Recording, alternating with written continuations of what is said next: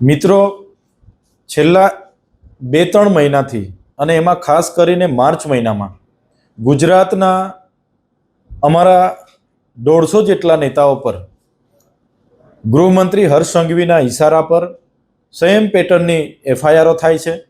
અમને પકડી જવામાં આવે છે, એમને હેરાન પરેશાન કરવામાં આવે છે, એમના મોબાઈલ લેપટોપ જપ્ત કરવામાં આવે છે અને એમને આમ આદમી પાર્ટીમાં ચૂંટણી નહીં લડવાની, કામગીરી નહીં કરવાની અને એવું કંઈ કરશો તો તમારા પર ખોટા રેપ સહિતના ગુનાઓ સહિત કલમો લગાડવાની ધમકીઓ ત્યાંના પોલીસ સ્ટેશનના પીઆઈ, ડીવાયએસપી અને એસપી દ્વારા આપવામાં આવે છે.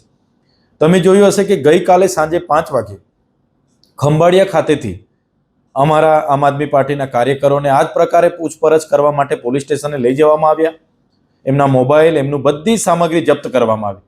બાદમાં ખોટી એફઆઈઆર કરીને એ લોકોની કસ્ટડી લેવામાં આવી.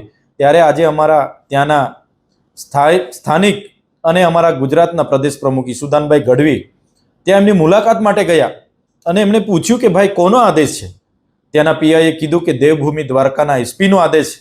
એસપીને પૂછ્યું કે કોનો આદેશ છે, તો ઉપરથી આદેશ આવ્યો છે ને આમ આદમી પાર્ટીના કાર્યકરો, નેતાઓને તાત્કાલિક અસરથી આ પ્રકારે પૂછપરછ માટે બોલાવવા, એમની મિલકત, એમની સંપત્તિ, એમની ગાડી, બધી જ માહિતી મેળવવાનો આદેશ છે.